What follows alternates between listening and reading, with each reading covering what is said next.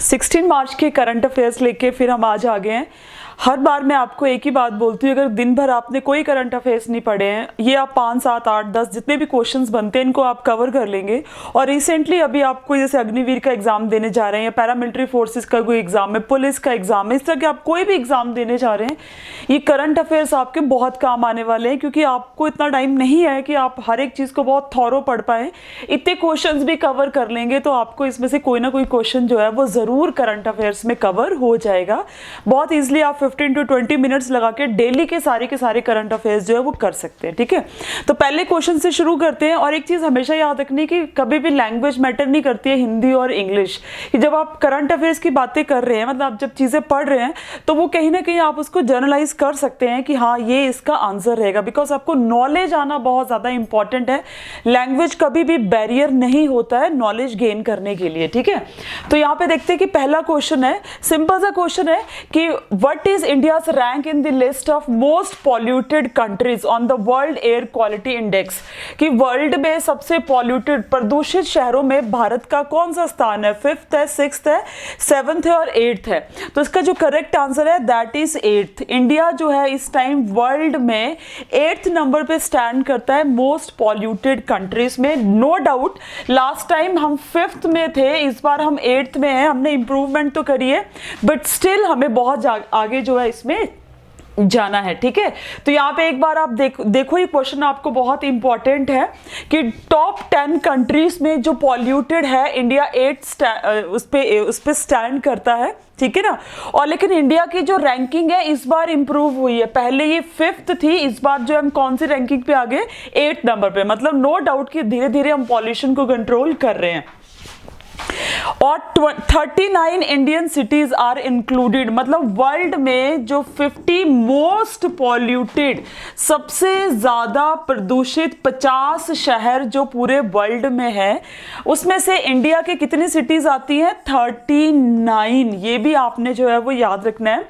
और अगर हम लिस्ट में देखें तो ये टॉप 10 कंट्रीज हैं जो वर्ल्ड में सबसे ज्यादा पॉल्यूटेड हैं। ठीक है, अगर लिस्ट वाइज देखें तो Chad, Iraq, Pakistan 3rd number पे है, 4th पे बहरीन, 5th पे बांग्लादेश, 6th पे जो है that is Burkina Faso, 7th पे कुवैत, 8th पे इंडिया, 9th पे इजिप्ट और 10th पे तजाकिस्तान। तो ये वर्ल्ड की टॉप 10 पॉल्यूटेड कंट्रीज हैं। आपको फर्स्ट भी पूछा जा सकता है, इंडिया का आपको पूछा जा सकता है, या परहैप्स अगर आपको पाकिस्तान और बांग्लादेश, ये थोड़ा आपको इसलिए करना जरूरी है बिकॉज ये हमारी नेबरिंग नेशन है, तो इनके बारे में भी परहैप्स कभी आपको क्वेश्चन जो है वो पूछा जा सकता है। ठीक है, अगला क्वेश्चन देखते हैं। What is the next question? कि which company has recently got the status of infrastructure finance company? तो इंफ्रास्ट्रक्चर फाइनेंस कंपनी को स्टेटस दिया है आरबीआई ने। वो कौन सी कंपनी है? एनटीपीसी है, IREDA है, कोल इंडिया या Bharat Dynamics? Then right answer is option B. Option B जो है उसको आरबीआई ने स्टेटस दिया है किस चीज का? That is a status of the infrastructure finance company and that is IREDA। इसका फुल फॉर्म क्या होती है? That is Indian renewable energy development agency. क्या बताई मैंने आपको इसकी फुल फॉर्म? ये भी आपको जानना जरूरी है कि इसकी फुल फॉर्म क्या रहेगी। Indian renewable energy development agency. समझ में आ गया? इसको स्टेटस मिला है इंफ्रास्ट्रक्चर फाइनेंस कंपनी का आरबीआई द्वारा। क्वेश्चन ये इंपॉर्टेंट है। नेक्स्ट क्वेश्चन देखते हैं, और नेक्स्ट क्वेश्चन वैसे भी इंपॉर्टेंट है बिकॉज जब हम ब्रांड एम्बेसडर्स की बात करते हैं तो आपको पता ही है ब्रांड एम्बेसडर्स जो है वो करंट अफेयर्स वाले क्वेश्चन में बहुत बार पूछ लिए जाते हैं, है ना।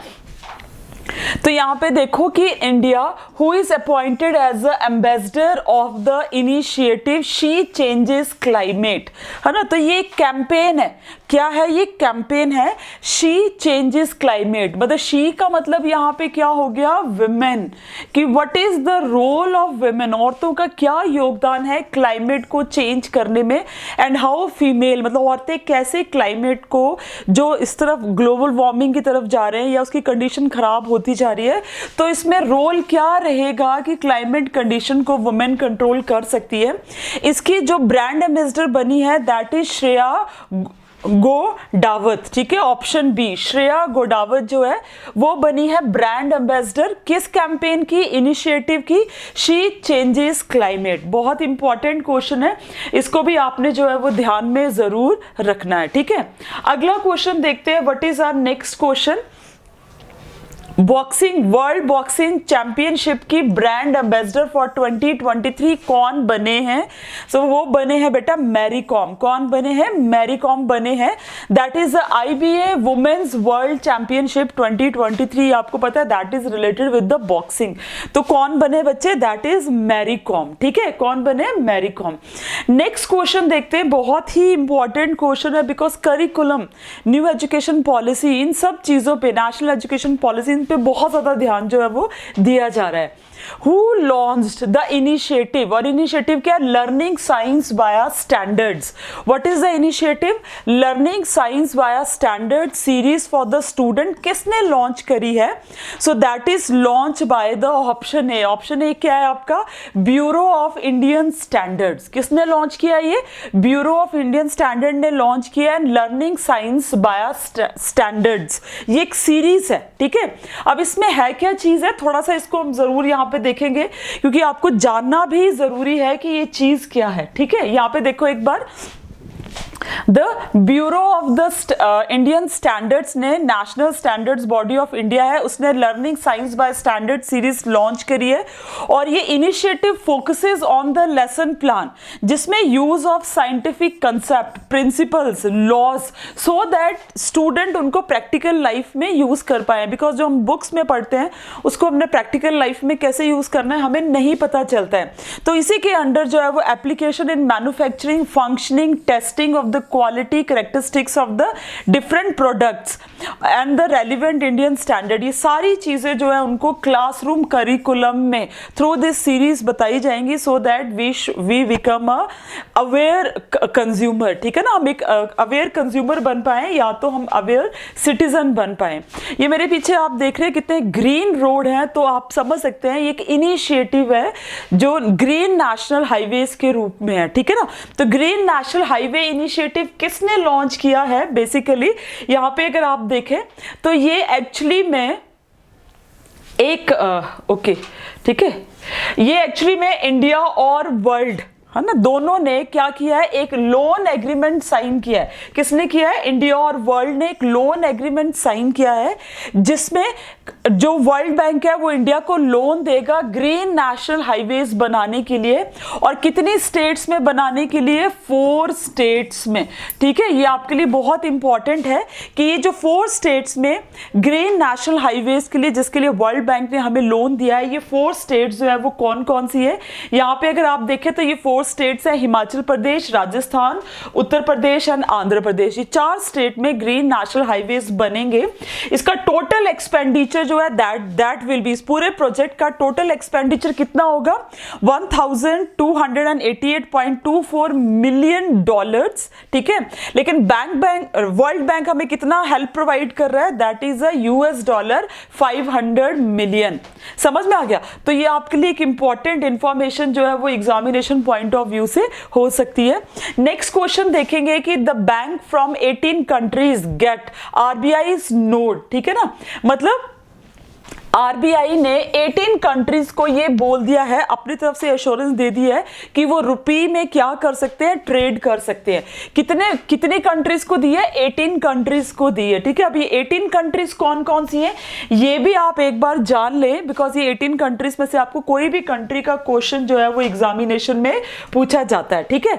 तो यहाँ पे देखो ये 18 नेशंस जिनको कि आरबीआई ने मंजूरी दे दी है, उसमें Botswana, Fiji, Germany, Guyana, Israel, Kenya, Malaysia, Mauritius, Myanmar, New Zealand, Oman, Russia, Seychelles, Singapore, Sri Lanka, Tanzania, Uganda and United Kingdom. तो ये 18 नेशंस हैं, ये 18 कंट्रीज हैं जो रुपए में ट्रेड कर सकती हैं। और इसके लिए जो हमारा बैंक है अपना आरबीआई, उसने बैंक्स को वॉस्ट्रो अकाउंट भी प्रोवाइड कर दिया है, ठीक है। कौन सा अकाउंट प्रोवाइड किया है? That is the vostro account. अब what is the vostro account, आपको ये भी जानना जरूरी है। जो वॉस्ट्रो अकाउंट होता है बेसिकली आप इतना समझ सकते हो कि वो हमारे देश के बैंक्स को प्रोवाइड कर सकता है सो दैट वो फॉरेन बैंक्स के बिहाफ पे क्या कर पाए, काम कर पाए। सिंपली इतना सा रहता है। उनको ये कहीं ना कहीं जो है वो एक तरह से आप समझ सकते हो पावर ऑफ अटॉर्नी तो नहीं बोल सकते, बट उस तरह से ही कुछ चीज है ये, ठीक है ना। Account a correspondent bank holds on the behalf of the another bank, मतलब किसी और बैंक के बिहाफ पे इंडियन बैंकों की वो आपस में ट्रांजेक्शन करेगा सो दैट बाद में जो भी जिसका शेयर है वो इसके अकॉर्डिंग उनको मिल जाएगा। नेक्स्ट क्वेश्चन देखते हैं, what is the next question. According to the Stockholm international Peace Research institute, ठीक है, दैट इज सिप री, ठीक है, इसका नाम क्या है, Stockholm international Peace Research Institute, report दी है 2023 में और बोला है कि कौन सी कंट्री वर्ल्ड में लार्जेस्ट आर्म्स इंपोर्टर है, सबसे ज्यादा हथियार वो वर्ल्ड में कौन सी कंट्री ने जो है वो खरीदे हैं, दैट इज इंडिया। कौन सी है वो, इंडिया है। दो इंडिया का काफी रिड्यूस हुआ है इस बार थोड़ा हथियार खरीदने का, बट फिर भी हम इस टाइम वर्ल्ड में सबसे ज्यादा हथियार खरीदने वाली कंट्री जो है वो बनी है। समझ में आ गया, ठीक है। ये भी एक बहुत दुखद घटना है जो आज हुई है। न्यूजीलैंड में अर्थक्वेक आया है 7.1 मैग्नीट्यूड का, ठीक है ना, और इससे खतरा बढ़ गया है सुनामी का। नियर अबाउट उसके 100 किलोमीटर्स का जो एरिया है, ठीक है ना, 100 किलोमीटर्स का जो एरिया है उसमें सुनामी, और जब आपको पता है सुनामी वेव्स चलती हैं तो आगे से आगे वो जा सकती हैं, और वैसे भी टेक्टोनिक प्लेट्स की मूवमेंट से तो आप यू नो कि हाउ इट इज डेंजरस कि आपके अर्थक्वेक जो है वो आ रहे हैं। ये भी आज की बहुत इंपॉर्टेंट न्यूज है, दैट इज कि फीफा प्रेसिडेंट जिनका नाम है जियानी इन्फेंटिनो, ठीक है, क्या नाम है इनका, जियानी इन्फेंटिनो। ये पहले भी फीफा के प्रेसिडेंट थे जियानी इन्फेंटिनो, ये फिर से री इलेक्ट हो गए हैं for the another term FIFA के लिए क्या हो गए हैं, री इलेक्ट हो गए हैं, ठीक है ना, जियानी इन्फेंटिनो। फीफा के बारे में हम थोड़ी सी इंफॉर्मेशन को जानेंगे, परहैप्स आपको इसमें से क्वेश्चन कुछ पूछा जा सकता है बेटा। तो आपका क्वेश्चन है कि FIFA that is a federation international D football association, ये इसकी क्या है, फुल फॉर्म है ना। फुल फॉर्म में से भी आपको क्वेश्चन जो है वो आते हैं। is an international governing body of the football, futsal and beach soccer। ये तीनों ही गेम्स को जो है ये क्या करवाती है, ऑर्गेनाइज करवाती है। फीफा सेटअप हुआ था मई 21 1904 में, तो 21 मई, ठीक है, 2000 निकलता है क्योंकि अभी 2000 चल रहा है, तो 1904 में ये सेटअप हुआ था पेरिस फ्रांस में। उस टाइम इसके 7 फाउंडिंग मेंबर्स थे जब फीफा बना था, Belgium, Denmark, France, Netherlands, Spain, Sweden and Switzerland. लेकिन इस टाइम में जो इसके टोटल मेंबर्स हैं वो कितने हैं, 211 मेंबर एसोसिएशंस हैं जो फीफा के साथ जुड़ी हैं। इसका जो हेडक्वार्टर्स है वो ज्यूरिक स्विट्जरलैंड में है।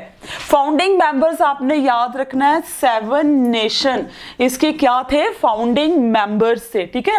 और ये कब बना था, मई 21 1904 में, और इसके जो प्रेसिडेंट है वो फिर से री इलेक्ट हो गए, पहले भी वही थे। Asia's biggest international food and hospitality fair Delhi के प्रगति मैदान में लॉन्च हुआ है और उसका नाम है आहार। क्या नाम है उसका, आहार, ठीक है ना। ये एशिया का biggest international food and hospitality fair है। आपको यहाँ पे जो है अगर आप यहाँ जाना चाहें तो आपके 1000 मैक्सिमम 1000 तक की टिकट और मिनिमम शायद 50 रुपीज से है, आप वो लेके जाएंगे, आपको जो जो भी फूड वहाँ पे जैसे भी मिलेंगे आप उनको एंजॉय वहाँ पे कर सकते हैं, ठीक है। आपको जीके पॉइंट ऑफ व्यू से जानना जरूरी है कि इसका नाम क्या है, दैट इज आहार, ओके। तो इतने से क्वेश्चन थे हमारे आज 16 मार्च के, इतने आपको करना टफ नहीं है। कल 17 मार्च के क्वेश्चन लेके आएंगे, तब तक लाइक, शेयर और सब्सक्राइब जरूर करिएगा। जय हिंद, जय भारत।